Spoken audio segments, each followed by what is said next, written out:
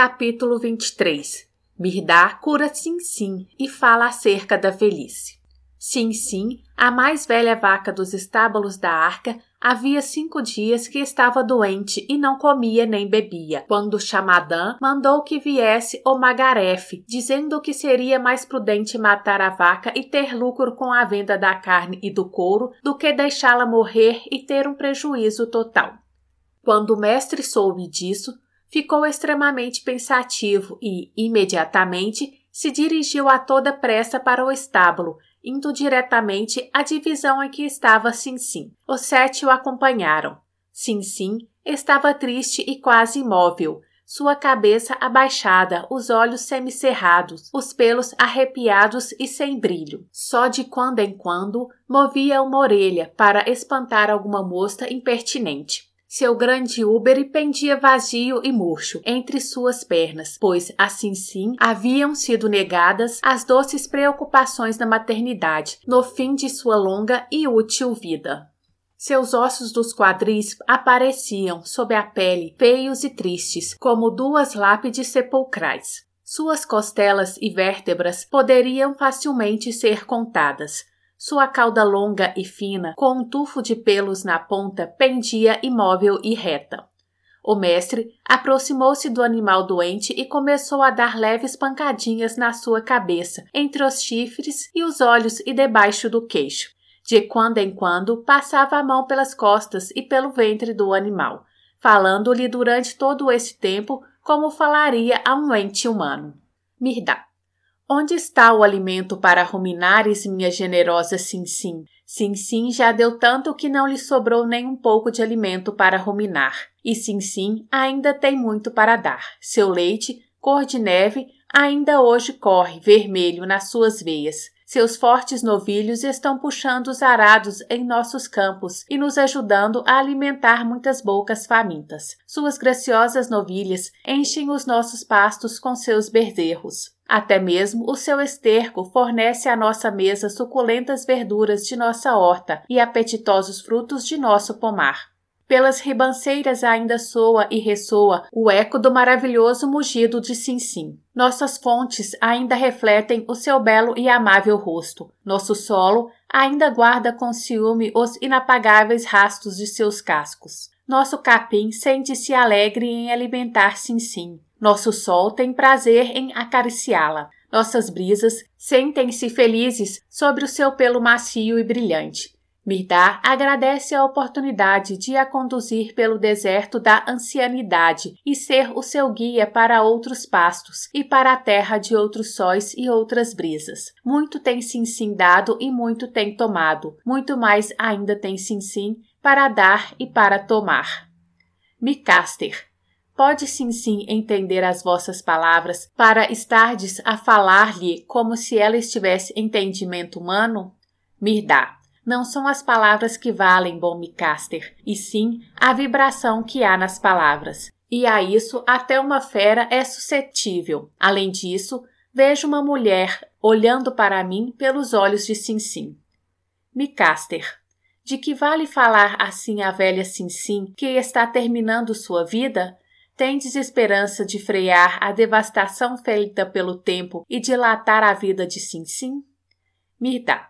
Terrível carga é a velhice, tanto para o homem como para os animais, e os homens dobram o peso desta carga pela sua cruel negligência. Para com uma criança recém-nascida, se desfazem em cuidados e afeição, mas para um homem ou uma mulher curvados ao peso dos anos, reservam a sua indiferença, mais do que o seu cuidado, seu aborrecimento, mais do que sua simpatia. Tão impacientes são em ver um recém-nascido crescer e tornar-se adulto, como em ver uma pessoa idosa ser engolida pela cova. Os muito jovens e os muitos velhos são ambos incapazes de cuidar de si, mas a incapacidade das crianças atrai o amoroso sacrifício e o auxílio de todos, enquanto que a incapacidade dos velhos só desperta o auxílio resmunguento de alguns. E, na verdade, os velhos merecem mais simpatia do que as crianças.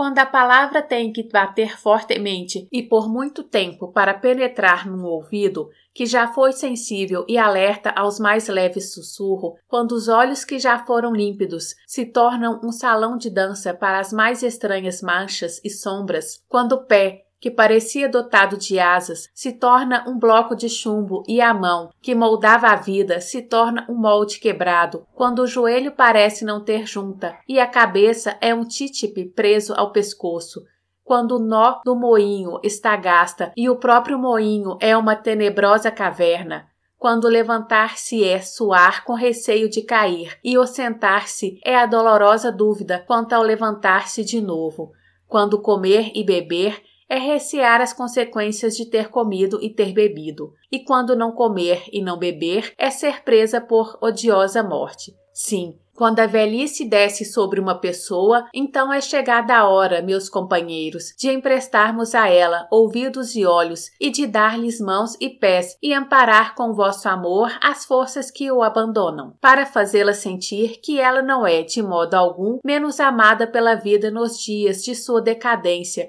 do que foi nos dias em que era uma criança que crescia, ou um jovem a desenvolver-se. 4 vintenas de anos podem não ser mais do que um abrir e fechar de olhos em relação à eternidade, mas para uma pessoa que se semeou durante 4 vintenas de anos, é muito mais do que um piscar de olhos. Ela é o alimento para todos aqueles que colhem a sua vida, e qual a vida que não é colhida por todos?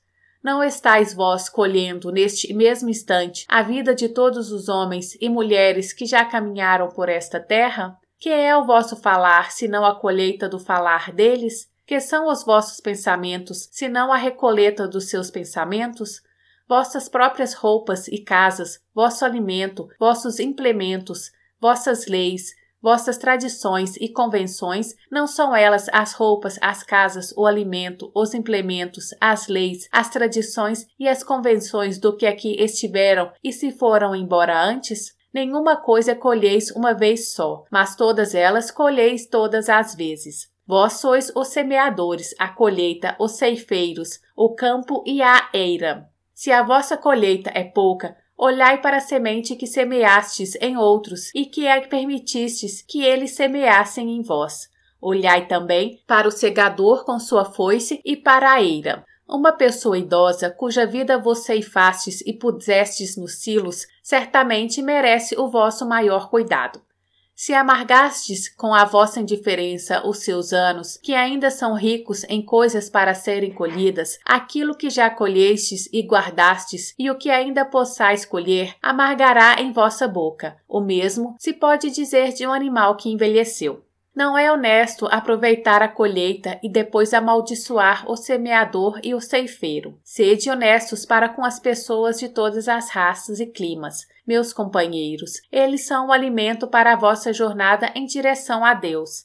Sede, principalmente, bondosos para com as pessoas da idade, pois a vossa falta de bondade pode estragar o alimento e não conseguireis chegar até o término da viagem. Sede bondosos para com os animais de toda espécie e idade. Eles são vossos auxiliares mudos, mas fiéis, no longo e árduo preparar para a jornada. Mas sede especialmente bondosos para os animais idosos, para que, devido à dureza de vossos corações, sua fidelidade não se transforme em traições, e seu auxílio não passe a ser um estorvo. É uma odiosa ingratidão deliciar-se com o leite de sinsim, e quando ela já não o pode mais produzir, entregar à sua garganta a faca do magarefe.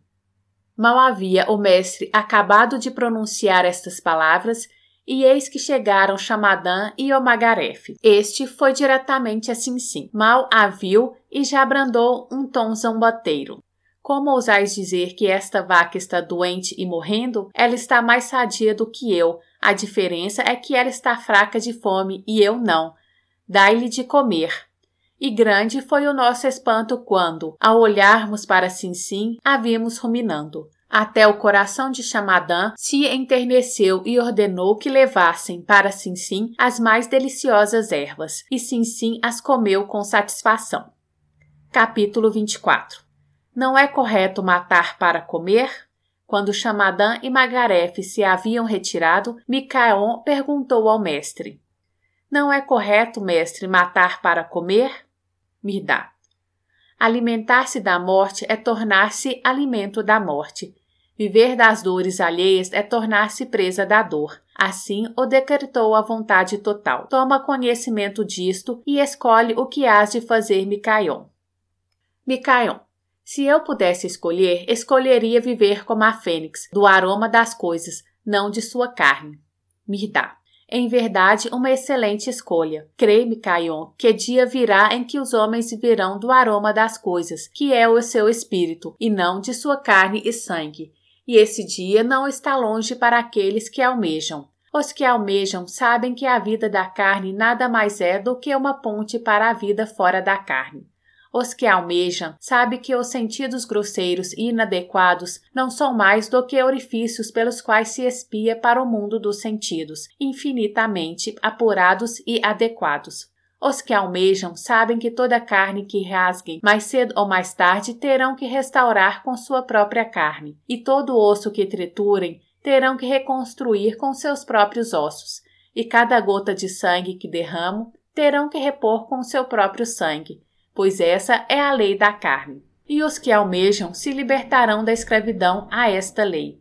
Por isso, reduzem as suas necessidades corporais ao mais baixo limite, reduzindo assim o seu débito à carne, o qual é, em verdade, um débito à dor e à morte. O que almeja é inibido pela sua própria vontade e anseio, ao passo que o que não almeja espera que os outros o proíbam. Uma infinidade de coisas que são corretas para o que não almeja são consideradas pelo que almeja como incorretas para ele. Enquanto o que não almeja procura mais e mais coisas com que possa encher os seus bolsos e seu ventre, o que almeja segue o seu caminho sem ter bolso e com o ventre limpo do sangue e das convulsões de qualquer criatura. O que aquele que não almeja ganha ou pensa ganhar, no fim aquele que almeja ganha na leveza de espírito e na doçura da compreensão. De dois homens que olham para um campo verdejante, um deles calcula o preço das medidas do grão, em prata e ouro. O outro bebe a linda cor verde do campo com os olhos e confraterniza sua alma com todas as radículas das plantas e todos os pequeninos seixos existentes no mínimo torrão de terra. Em verdade vos digo que este é o legítimo dono daquele campo, enquanto o outro só o possui em arrendamento. De dois homens sentados em uma casa, um deles é o proprietário e o outro somente o hóspede. O proprietário discorre prolixamente sobre o custo do prédio e de sua manutenção, sobre o valor das cortinas e dos tapetes, da mobília e de outros utensílios. Enquanto isso, o hóspede abençoa em seu coração as mãos que lavraram as pedras, afeiçoaram e construíram a casa, as mãos que teceram os tapetes e as cortinas, as mãos que invadiram a floresta e a transformaram em janelas, portas e mesas. E o seu espírito se exala à mão criadora, que causou a existência de tudo isso. Em verdade vos digo que o hóspede é o habitante permanente daquela casa, enquanto o proprietário nominal é só um besta de carga que a carrega nas costas, porém não mora nela. De dois homens que compartilharam com um bezerro o leite da mãe deste, um olha para o bezerro com o pensamento de que sua carne tenra daria um bom assado para ele e seus amigos comemorarem o seu próximo aniversário. O outro pensa no bezerro como seu irmão de leite e está repleto de amor pelo animalzinho e por sua mãe. Em verdade vos digo que o segundo é realmente alimentado pela carne daquele bezerro, enquanto que o primeiro é por ela envenenado. Sim, companheiros, há muita coisa que deveria entrar no coração e, no entanto, entra no estômago. Muita coisa entra no bolso e na despensa, quando deveria ser fechada nos olhos e no nariz. Muitas coisas são esmagadas pelos dentes, quando deveriam ser esmagadas pela mente. É muito pouco aquilo de que o corpo precisa para sustentar-se. Quando menos lhe derdes, mais ele vos dará de volta. Quanto mais lhe derdes, menos ele vos dará de volta. Em verdade vos digo que as coisas que não vão para a vossa despensa nem para o vosso estômago vos nutrem muito mais do que aqueles que vão para a despensa e o estômago. Uma vez que ainda não podeis viver somente da fragrância das coisas, tomai sem receio aquilo de que necessitais. Porém, não mais do que necessitais do generoso coração da terra, pois a terra é tão hospitaleira e amorosa que seu coração está sempre aberto para os seus filhos.